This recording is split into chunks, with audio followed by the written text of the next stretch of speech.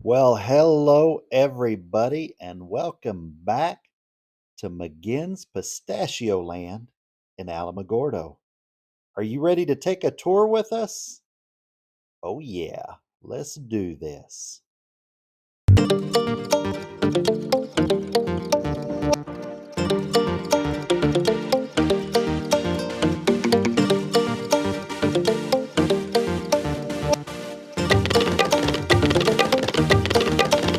Man, oh man.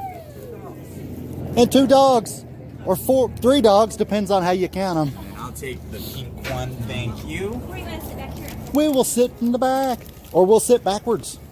Oh yeah, I want to go backwards. Oh wait, you can't go backwards, can you? Chaz can. Well, you can.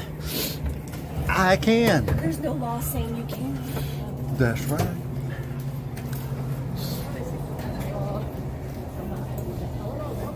Alrighty. Well, it looks like everyone's here, so let's go ahead and get this tour started.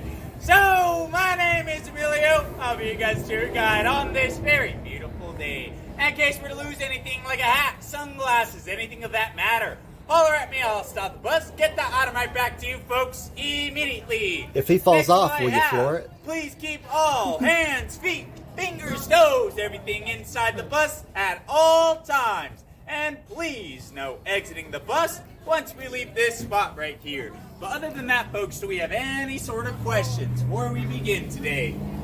If he falls off, will you just floor it?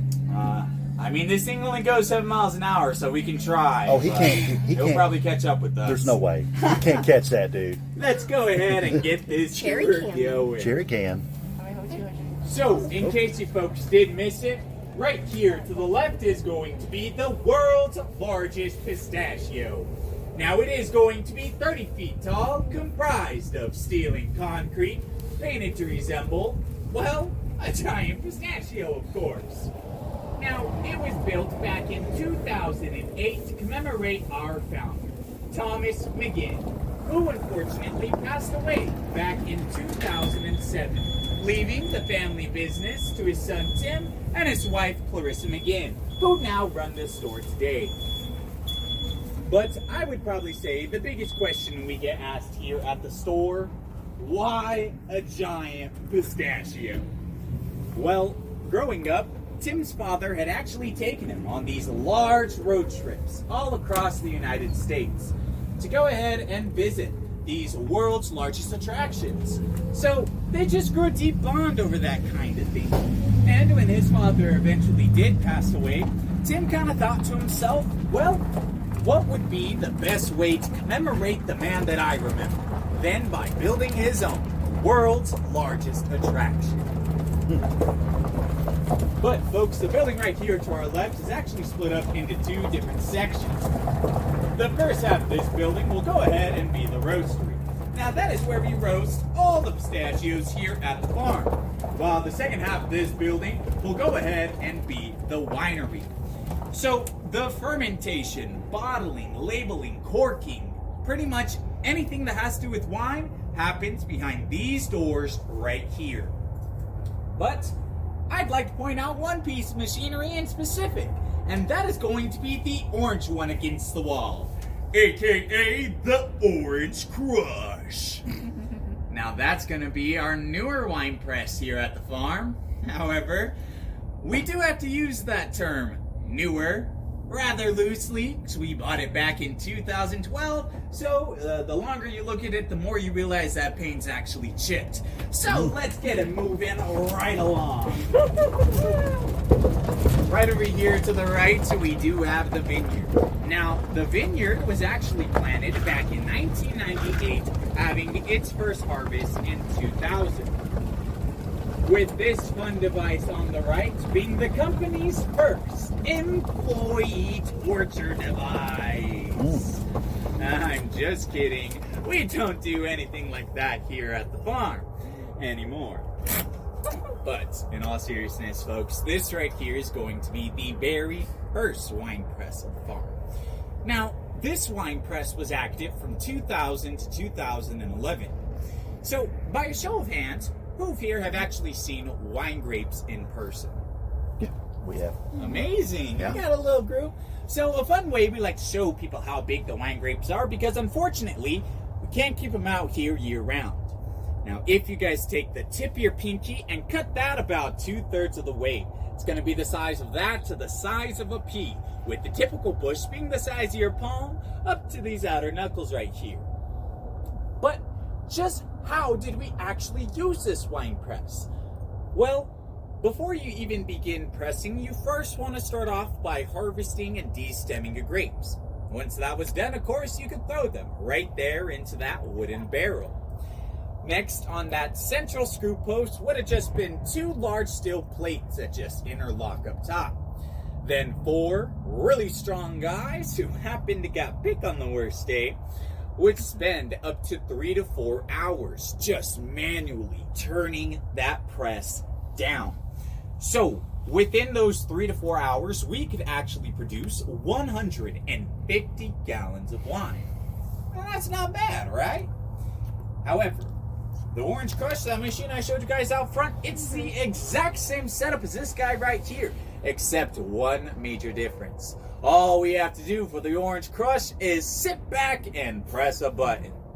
Because when we press that button, inside are 2 large steel plates that will actually twist and hydraulically compress these grapes together. So, in the span of 30 minutes, we could actually produce 300 gallons of wine. So, essentially double your product in about a quarter of the work? Sign me up. So, we did retire Big Red right there, but don't worry, he loves his retirement, sunbathing out here in the vineyards. But in the store, we do sell a large variety of wine, and that comes from the big variety of grapes we grow. Now, that variety consists of a Cabernet Sauvignon, a Sauvignon Blanc, a Gewürztraminer, which is a heat and drought tolerant grape, making it perfect for growing here in the south, as well as a Merlot, Chardonnay, and a Zinfandel. But I would probably say the biggest question that gets asked about the vineyard, when do you guys actually harvest your grapes? Now, we have come to find that the sweet spot for beginning our harvest is that first week of August. However, knowing when to pluck the grapes from the vine, well, we're going to have to get a little scientific, because we will start measuring the internal sugar content of that grape and its juice. So let's say we wanted to make some sweet Gewürztraminer wine. In our wine recipe, it says the internal sugar content of those grapes has to be anywhere from 20 to 25%. So we come out here August 1st, clip off a bunch of those grapes, crush it up and test that juice. But unfortunately, it reads 16%. Now that's nowhere near that sweet spot, but what some wineries will do, hey, August 1st hit, let's just get the entire vineyard.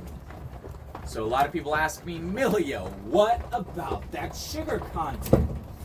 Well, they will artificially raise that content up, whether that's by adding granulated sugar or high fructose corn syrup. Boo! Nobody really likes that, right? Especially Tim. He would rather all of his products be as natural as possible. That is why the solution to our problem, simply letting the grapes sit on the vine. Because every day those grapes were to sit on the vine, they just get packed full, more and more of those natural sugars. So 2 or 3 weeks will go by, we come back out here, clip off another bunch and test that juice, and would you look at that? 23%. It's right in that sweet spot, so there we'll begin with the actual harvest. Now, I want to say it's been around 7 to 8 years ago, and prior to this, we actually used to use a machine to harvest the vineyard for us. Now, this machine had super large paddle attachments, because as I drove down the aisle, well, those paddles essentially would smack those vines and knock the grapes off. And it makes sense to use that machine, right? You get to pay for a lot less manual labor, plus it should be quick and efficient. However, we saw that this machine was actually crushing about 30% of our yield. So more than a quarter of our crops are all just going right there down the drain. Had to do something different. That is why, come August, we'll have the farm hands, as well as temporary hires, come out here donning a 5-gallon bucket and a pair of clippers, and we will just hand harvest this entire vineyard.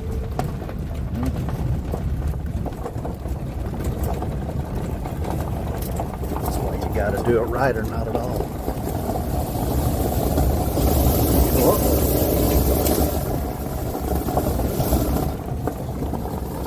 Can y'all tell they just re-graveled that part of the road? Yeah, it used to be a lot worse. I've driven this route, I want to say, over 1,000 times. So, talking back to my tour, 10 o'clock, first one of the day. Oh my gosh! I almost had to turn it from a mobile tour to a walking tour. But thankfully, that wasn't the case. But now, why don't we talk about the main event here, the pistachio trees. So, a fun fact about the pistachio trees is that they actually don't originate over here. They originate in Eastern countries, such as Iran, Pakistan, Turkey, Italy, Greece. And so, prior to 1978, America had imported the vast majority of all of our pistachios from Iran. However, that same year, we ceased importing with them, which left us the giant question: where the heck do we get pistachios from? And so, us being the problem solvers we were, what we did what anybody would do. We grabbed a few pistachio trees of our own, stuck them in the ground, and just called it a day. Yeah, if only it was that simple. Because unfortunately, none of those pistachio trees took. But why is that?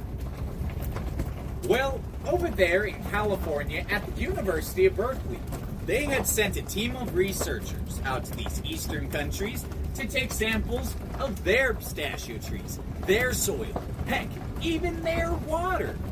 Anything and everything to just figure out why the trees are doing exponentially better in these eastern countries than over here in America. Now, what those scientists had actually discovered is that pistachio trees could only really grow in a hot, dry, arid desert climate, accompanied by mild winters. It just so happens that there is a band of land here in the United States that fit those conditions to a T. That band of land, of course, runs through Southern California, Southern Arizona, and Southern New Mexico. And so that works out perfectly for us, right? We take another set of trees, except this time head to the region those scientists said they should grow. So, we march down there to California, Arizona, and New Mexico. We plant those trees, crossing our fingers, only for them to still not take. Go figure, right? We take them to the place they need to grow, yet they still won't grow. So more research had to go into the trees. But from this research, we find out that pistachio trees are something we like to call specialists. Now, to put that in kind of plain words, a specialist is a species of plant that can't organically grow other than its place of origin. But remember what we said at the beginning, folks. Pistachio trees do not originate here. So, that means they can't protect themselves against the naturally occurring bacteria and microbes found in our soil like ones they're more used to back home. And, I mean, to be quite honest, growing pistachios in America genuinely did not look good for us. However, all of that would do a 180 change with the creation of the UCB1 rootstock. Now, ladies and gentlemen, if I can get your attention over here to the left, I like to point out the left because I think it's easier to see. On the lower end of the trees, you might notice that bark is kind of super dark in color and rough in texture. Then it's almost like a straight line, it transitions up into this nice, bright, smooth bark. And well, that's because that bottom half is that UCB1 rootstock. So, essentially, that rootstock is kind of acting like the tree's immune system in a sense, right? It is protecting the tree against those bacteria and microbes we were just talking about, while still providing nutrients and water to the tree. But with that being said, every single pistachio tree you guys see here at the farm have all been cloned because they need to be grafted onto the rootstock. But how do you actually do that? Well, you go ahead and you grab your rootstock. You plant it in the ground, let it grow for about 2 to 3 years, enough to develop a nice little root system. Then of which, of course, we chop it a foot from the ground. Then with the little stump you just created, you drill a hole right in the center, grab any PistachioLand, dip it in some growth hormones and honey, put it in that hole, tape it up, and that tree will heal, mend, and fuse into the pistachio trees we now know them as today. Pretty interesting stuff, right? I mean, the more you kind of realize what we had to go through to get pistachios here, the next time you see them in the store, you can look them up and down and go, that's why you guys cost so much. Makes sense. They take a lot of work. But I would love to direct your guys' attention to the tree to our right. Now, this tree, it's just a little bit different than the others around it. Now, at first glance, the first thing we notice that's different about this tree is the size. But not only just the height of the tree, but also look at how much thicker the trunk and the branches are on this tree. Now, another thing we'll notice, there is not a single pistachio on this tree. Now, what gives it these characteristics? Well, folks, this right here is... There we are. Male pistachio tree. Now, the male's main purpose here is to pollinate, while the females produce the actual pistachios. So, the best way that I can kind of describe the male pistachio tree flower, try to imagine about 1 inch to 1.5 inch long miniature Christmas tree, kind of covered in a pistachio green pollen. But what's really fascinating about the trees is that they are all, in fact, wind pollinated, which means they don't need help from any sort of pollinators, such as bees. Now, because of this, we do have to have the trees planted in a ratio of about 1 male to every 10 to 15 females, planted 360 degrees around the farm. However, here in southern New Mexico, we get a lot of south to north wind here. So it is going to be a lot more male dense down there in the southern portion of the farm. Well, because as that wind travels northward, it'll carry that pollen right along with it. But more people are more familiar with that under the term of pollination. So, speaking of pollination, well, that can happen anywhere from early February to late March. So, during this time, as the males are beginning to flower, the females begin budding as well. But before we get the beautiful pistachios we see right there on the tree, they first begin budding clusters of unpollinated pistachios covered in sap. Now, as the wind is blowing this pollen all around us, up to a 2-mile radius, making allergy season here terrible. That pollen lands on one of these clusters. That cluster absorbs it, pollinating them, turning it into the pistachios we kind of see right there on the trees. Now, the pistachios we see left on the tree, unfortunately, they are not good pistachios for us.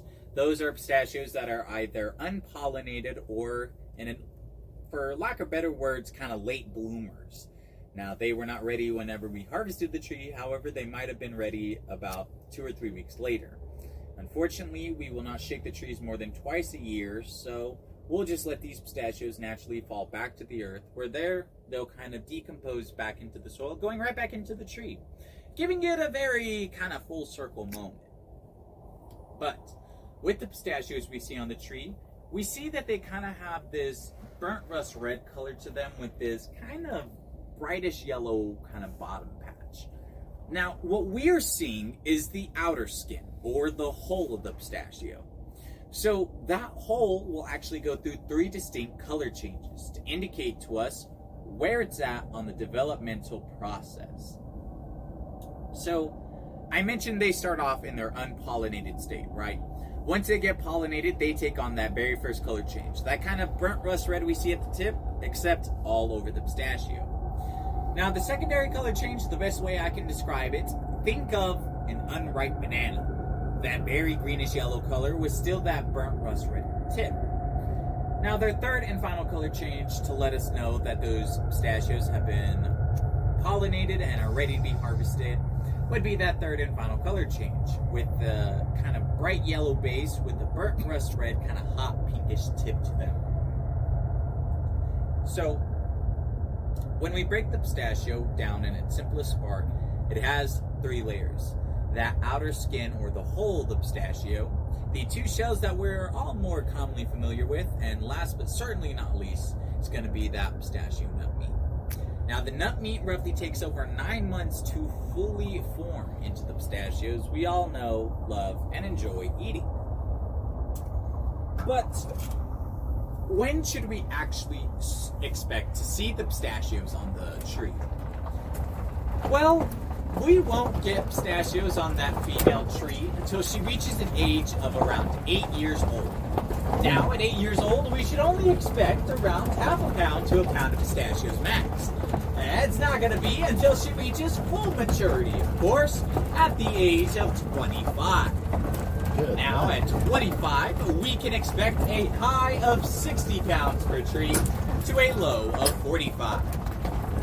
Now, usually when I relay that information, I get the same general reaction. God, 25 years for pistachios? But when you compare it to the tree's lifespan, it's really not that crazy. Because pistachio trees have an average lifespan of anywhere between 300 to 500 years. And with the ability to continue producing pistachios up until the very end of their life cycle, it's very safe to say that pistachios aren't going anywhere anytime so soon. Wow. That's job security. But when it comes time for us to harvest the pistachios, well, we like to start that in September. Essentially, as soon as you're done in the vineyard, you're on your machines here in the grove.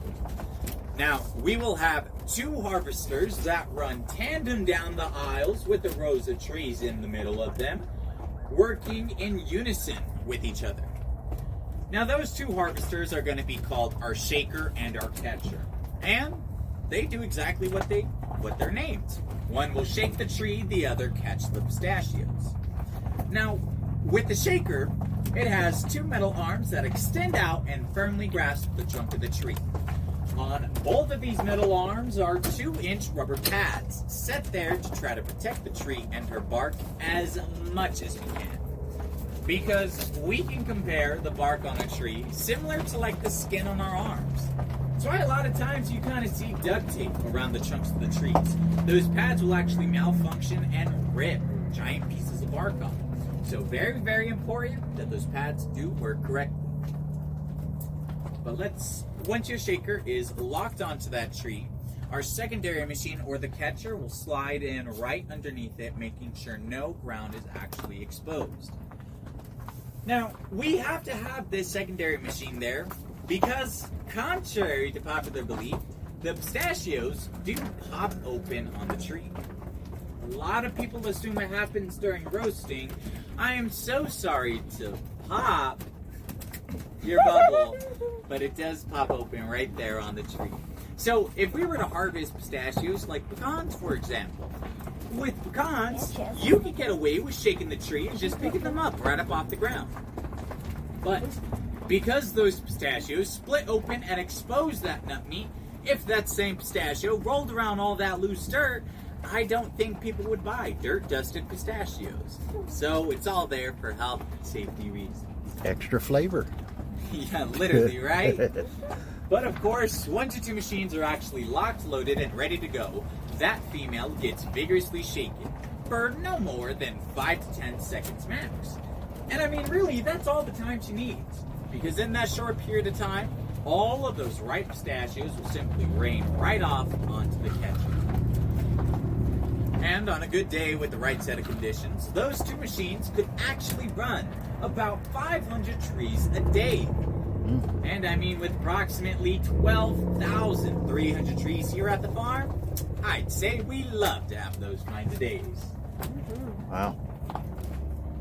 But folks, my final question to you all, have you guys ever encountered those very, very annoying sealed pistachios? You're doing the handful and, I think I broke a tooth. Nobody likes them, right? So, as farmers, we try our hardest to prevent those pistachios from entering your bag.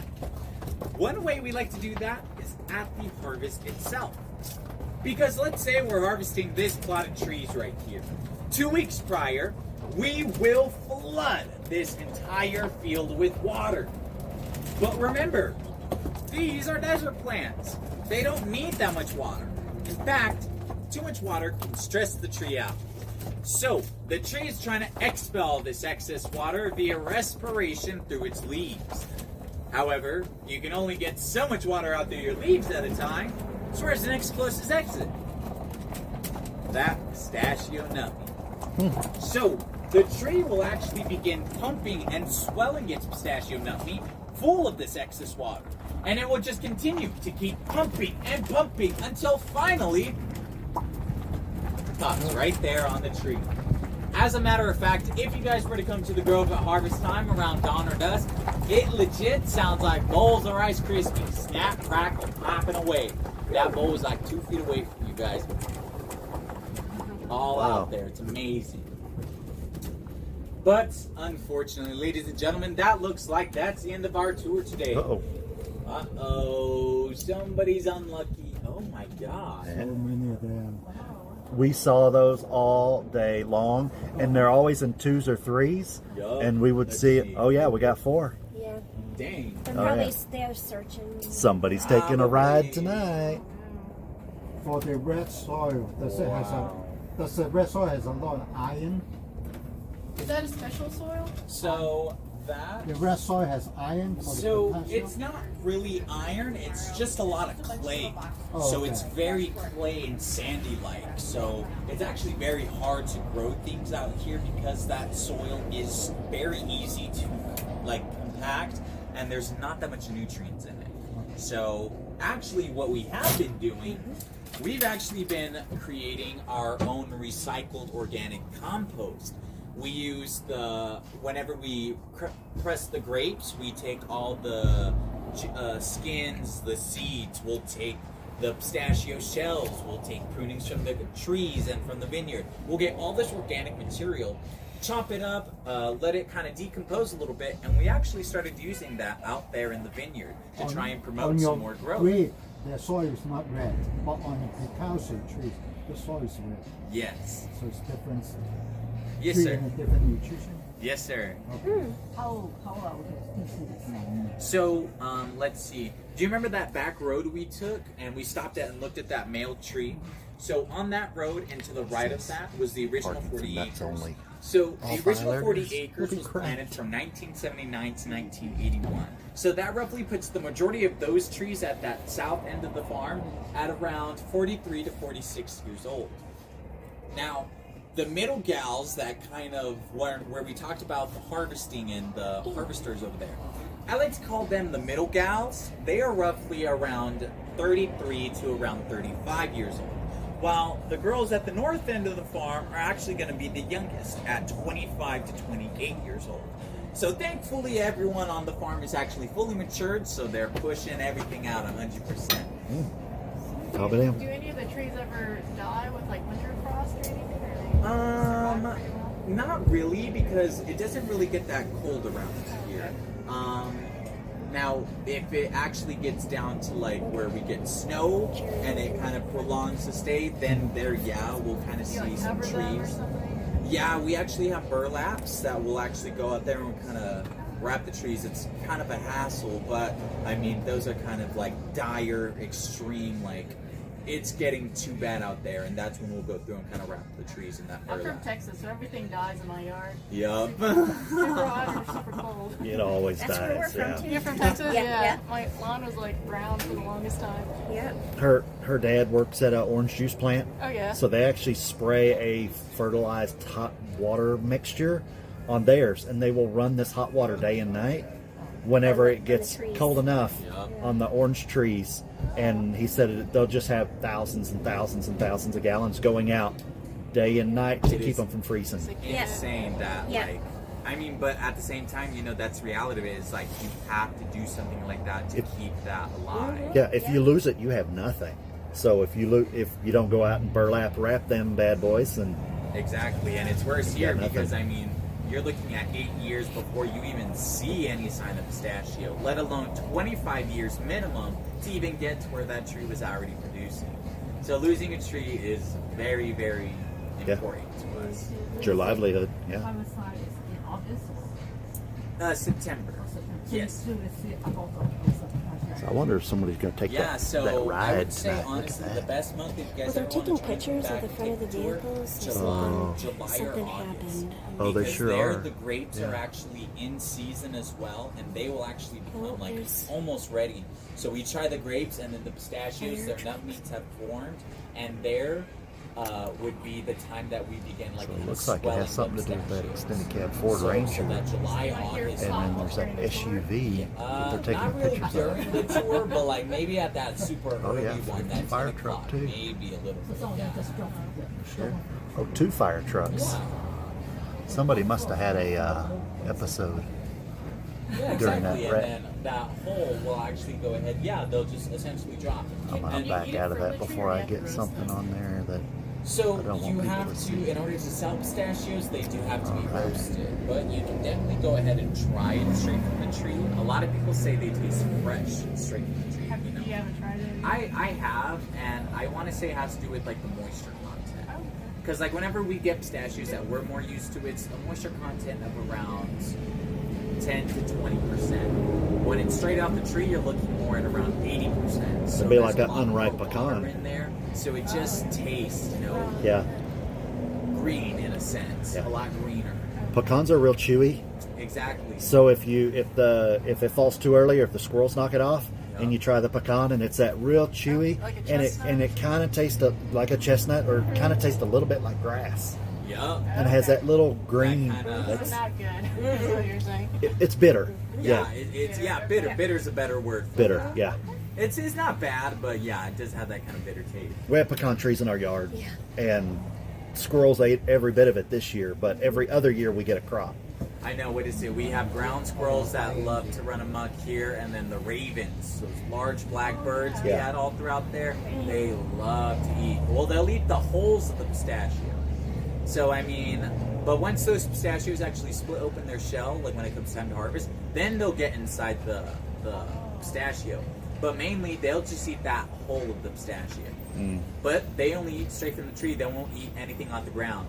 So what they do, they take this giant cluster of pistachios and eat about half of one and throw the rest on the ground. So we have sound cannons, we have Just fixing to ask if you had any drones, boomsticks we for have 'em. our farm dogs out there running around, making sure they're kind of staying away. Try everything, but I mean, we'll have anywhere from 1,000 to 3,000 of those ravens at any point. Yeah, quite a bit. Yeah, just like our squirrels. Yeah, that's very interesting. Well, thank you. Thank Awesome. you. Well, thank you guys so much for For joining. those who Works for tips. Works for tips. I'll give them a tip. Yeah, you just throw them away, I guess. So we actually fudge have man a gets the machine tip. That'll actually Wow. go ahead and pop them open for us. With the pistachios, that So look at this tour, guys. So you get to ride on this big green machine, and if you do come, you ask for the fudge man. So we take Emilio. all those pistachios and we'll go ahead and put them into this Well, that is machine. it. Spins them really, really fast. We've almost hit an hour here at McGinn's PistachioLand. We're going to go inside and buy some goodies. Guys, thank you for watching. Give us a thumbs up. Give us a like. Give us a comment. Give us something. And we'll see you soon.